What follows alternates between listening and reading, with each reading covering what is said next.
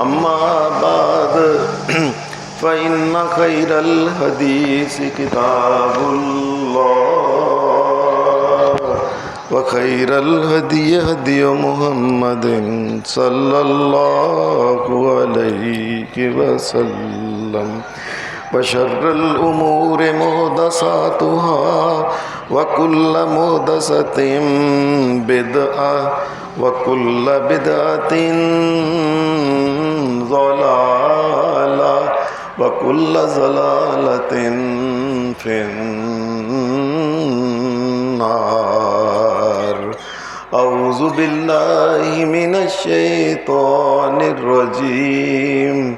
بسم الله الرحمن الرحيم.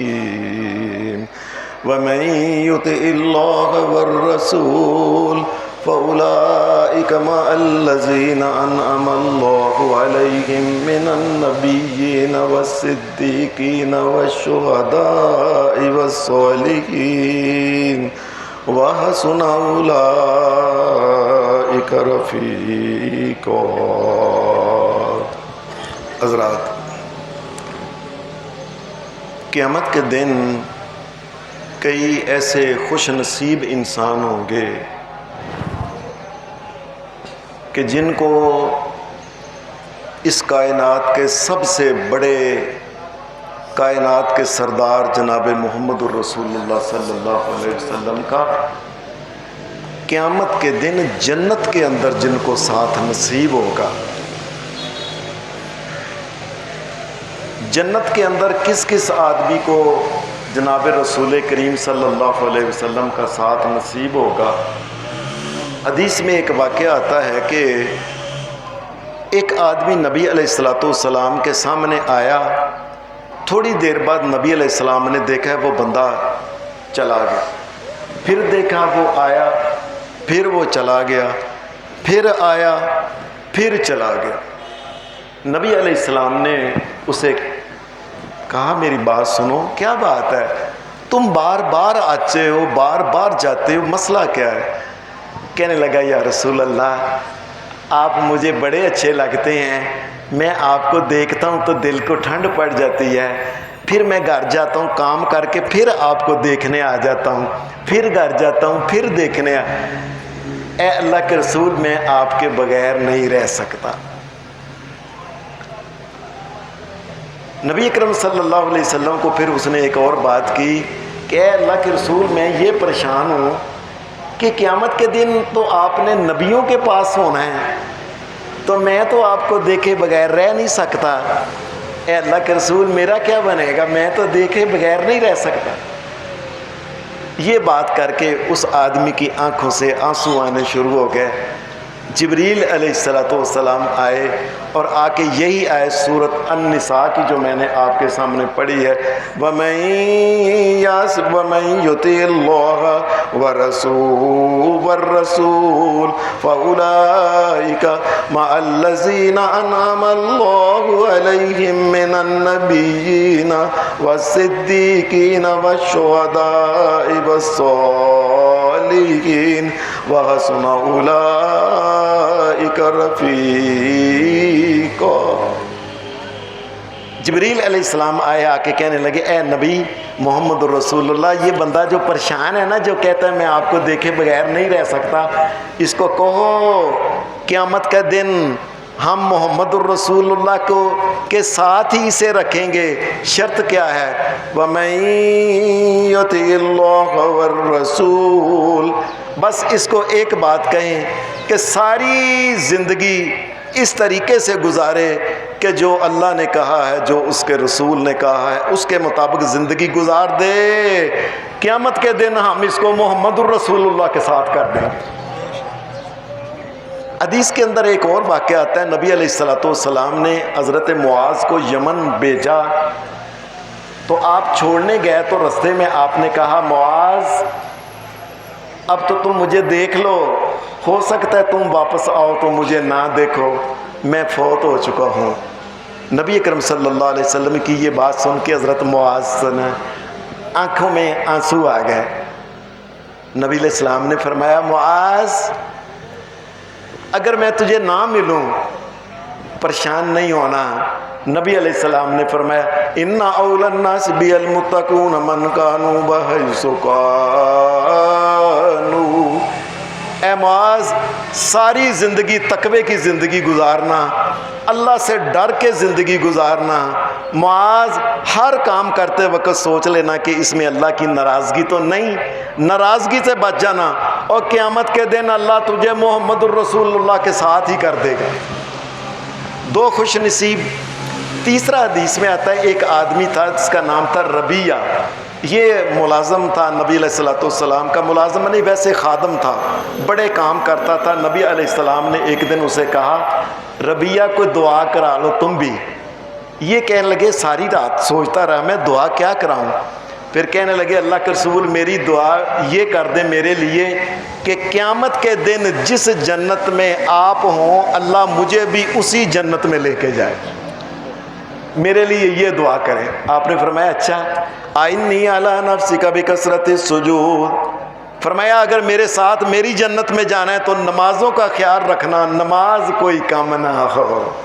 نمازوں کے علاوہ بھی نوافل رات کے ٹائم اٹھ کے اللہ کے سامنے کثرت سے سجدے کرنا، اللہ قیامت کے دن تجھے میرے والی جنت کے اندر ہی کر دے گا، میرے ساتھ ہی کر دے گا۔ 3 بندے۔ چوتھا نبی علیہ السلام نے فرمایا انا وکافل الیتیم لہ او لغیرہ ھکذا، نبی علیہ السلام نے فرمایا جو انسان کسی اپنا کوئی اس کے رشتہ داروں میں کوئی یتیم ہو یا رشتہ داروں میں نہیں ہے لیکن یتیموں کا بڑا خیال رکھتا ہے، ان کا کھانا، ان کا پینا، ان کے کپڑے، ان کی خواہشات جو جائز ہوتی ہیں، فرمایا جو یتیموں کا خیال رکھتا ہے نا قیامت کے دن اللہ اس کو بھی محمد الرسول اللہ والی جنت میں لے آئے گا۔ نبی اکرم صلی اللہ علیہ وسلم کی ایک حدیث میں یہ بھی آتا ہے، آپ نے فرمایا من آل جاریتین اتا تبلغ جاء یوم القیامت انا وہو ھکذا، نبی علیہ السلام نے فرمایا جس آدمی کو اللہ نے بیٹیاں دیں، 2 بیٹیاں، اس نے 2 بیٹیوں کے ساتھ بڑا اچھا سلوک کیا، کوئی ظلم نہیں کیا، کوئی زیادتی نہیں کی، کوئی لڑکوں کے ساتھ اچھا سلوک نہیں کیا کہ لڑکیوں کے ساتھ برا سلوک کیا، نہ بچیوں کے ساتھ بھی اچھا سلوک کیا، اچھی تعلیم و تربیت کا خیال رکھا، انہیں خدا، رسول، جنت، دوزخ، جہنم، بڑے چھوٹے، کفر، شرک، ایمان، اس کی تعلیم دی۔ فرمایا 2 بیٹیوں کے ساتھ بھی اچھا سلوک کر کے اچھے شریف انسانوں میں اس کی شادی کر دی، اور 2 بیٹیوں کے ساتھ بھی اس نے اچھا سلوک کیا ہے، قیامت کے دن یہ بھی محمد الرسول اللہ کے ساتھ ہی ہوگا۔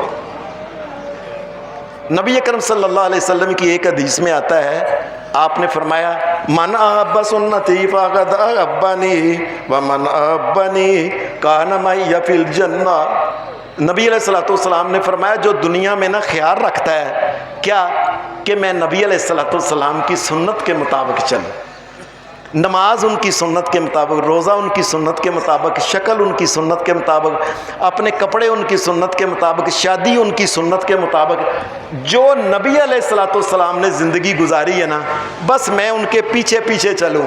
فرمایا جو میرے پیچھے پیچھے چلے گا قیامت کے دن یہ بھی محمد الرسول اللہ کی جنت کے اندر ہی ہوگا۔ اور نبی اکرم صلی اللہ علیہ وسلم نے پھر ایک اور بات، آخری ایک آدمی جس کے بارے میں آپ نے یہ بات کہی، آپ نے فرمایا قیامت کے دن جب جنت میں لوگ بیٹھیں گے نا اور میدان محشر میں تو میرے قریب پتہ کون ہونا ہے؟ اے یا رسول اللہ نہیں پتا، فرمایا احاسنکم اخلاقا، فرمایا جس کے اخلاق اچھے ہوں گے نا، لوگوں کے ساتھ ملنا جلنا، لوگوں کا ساتھ پیار محبت عزت کے ساتھ بات کرنا، عزت کے ساتھ کبھی تکبر نہیں کرنا، کبھی غرور نہیں کرنا، کبھی منہ سے کسی انسان کو ذلیل نہیں کرنا، عزت کے ساتھ ان کو بلانا ہے، ماڑا ہے تگڑا ہے کوئی بھی، یہ مالک ہے مزدور ہے، ہر انسان کے ساتھ جس کے اخلاق اچھے ہوں گے، فرمایا اس آدمی کو بھی قیامت کے دن محمد الرسول اللہ والی جنت کے اندر لے آئے۔ حضرات یہ وہ 7 بندے تھے جن کو قیامت کے دن رسول اللہ کا ساتھ نصیب ہو جائے گا۔ دعا کریں اللہ ہمیں بھی ان میں سے کر دے، کیونکہ ہم نے محمد الرسول اللہ کو نہیں دیکھا، اللہ کی قسم بڑا دل کرتا ہے کہ محمد الرسول اللہ کے ساتھ۔ آخر میں ایک دو بات کرنی ہے۔ پہلی بات یہ ہے کہ قربانی جو ہے یہ اس کا سب سے زیادہ ثواب یہ ہے کہ اس کو پہلے دن ہی کیا جائے، لیکن اگر کوئی دوسرے دن، تیسرے دن، چوتھے دن کرتا ہے تو یہ بھی رسول اللہ صلی اللہ علیہ وسلم سے ثابت ہے کہ آپ نے فرمایا جتنے دن حاجی مینا میں رہتے ہیں، مینا میں حاجی 70 کنکر مارتے ہیں، پہلے دن 7، دوسرے دن 21، تیسرے دن 21، چوتھے دن 21، 70 کنکر 4 دن حاجی رہتے ہیں۔ فرمایا جتنے دن حاجی وہاں رہتا ہے یہ قربانی ہوتی ہے، یہ قربانی کے دن ہیں۔ اگلی بات یہ ہے کہ جب جانور کو ذبح کرنا ہے تو یاد رکھے دوسرے جانوروں کو لٹا کے بسم اللہ واللہ اکبر، واللہ اللہ نہیں کہنا، بسم اللہ واللہ اکبر یہ کر کے اس کو تکبیر پھیرنی ہے۔ اور اگر فرض کرو کو مسلمان تکبیر بھول جائے، اللہ تبارک و تعالیٰ اس کو معاف کر دیتا ہے کہ مومن کے دل کے اندر تو اللہ ہی تھا نا، بھول گیا مسلمان ہے، تو وہ جانور بھی حلال ہے۔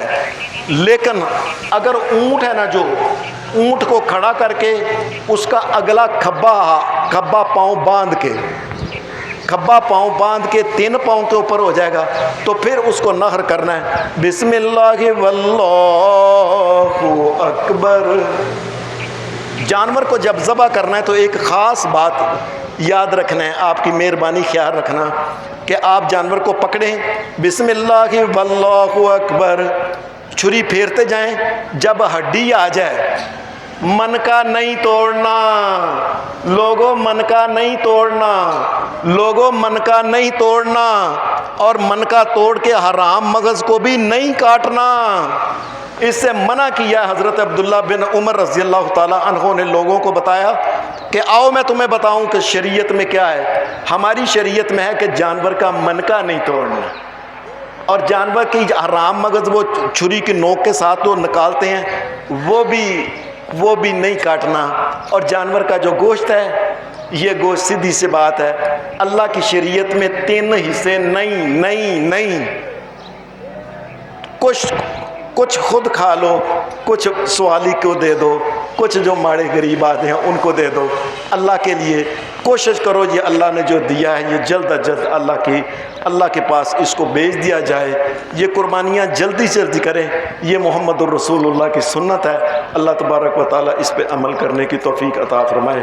وصلی اللہ علی النبی الحمدللہ حمدا کثیرا طیبا مبارکا فیہ، اللہم صلی علی محمد وعلی آل محمد کما صلیت علی ابراہیم انک حمید مجید، اللہم بارک علی محمد وعلی آل محمد کما بارکت علی ابراہیم۔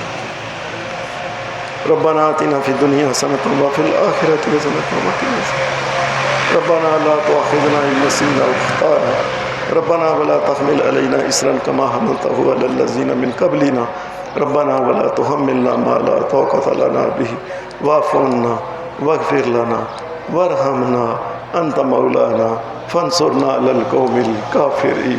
یا حی یا قیوم برحمتک استغیث، یا حی یا قیوم برحمتک استغیث، اللہم انک عفو کریم تحب العفو فاعف عنا۔ یا اللہ ہمارے ماں باپ کو معاف کر دے، یا اللہ جس کا بھی ماں باپ تیرے پاس پہنچ گیا ان سب کو معاف کر دے، اللہ ان کی قبروں کو ٹھنڈا کر دے، یا اللہ ان کی قبروں کو منور کر دے، یا اللہ ان کی طرف سے کو جو غلطی ہو گئی یا اللہ ہم معافی چاہتے ہیں تو ان کو معاف کر دے۔ اور یا اللہ یہ جو مسجد ہماری اماں زہرا کے نام کی ہے، یا اللہ ہماری اماں زہرا کی قبر بھی ٹھنڈی کرنا، یا اللہ اس کو بھی معاف کر دینا۔ اور یہ دین کا مرکز جو کھلا ہے یا اللہ ہمارے بعد بھی قیامت تک یہ دین کا مرکز قائم رہے، اور ہماری اماں کی نیکیاں جو ہیں یہ جاری رہیں۔ یا اللہ دنیا میں جس قدر بھی اہل ایمان اور پریشان ہیں یا اللہ ان کی پریشانیاں دور کر دے، یا اللہ جو بیمار ہیں ان کو صحت دے دے، تیرے علاوہ کوئی صحت نہیں دے سکتا، تو صحت عطا فرما۔ یا اللہ جن کی اولاد نہیں، یا اللہ وہ جو اولاد مانگتے ہیں وہ خیر والی اولاد ان کو عطا فرما۔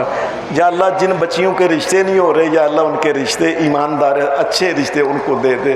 یا اللہ دنیا اور آخرت اچھی بنا دے۔ یا اللہ دنیا میں جس قدر مسلمان پریشان ہیں ان کے اوپر رحم فرما دے۔ یا اللہ یہ غزہ کے مسلمان جو ہیں ان کے اوپر رحم کر دے، یا اللہ ان کے اوپر رحم کر دے، یا اللہ ان کے اوپر رحم کر دے۔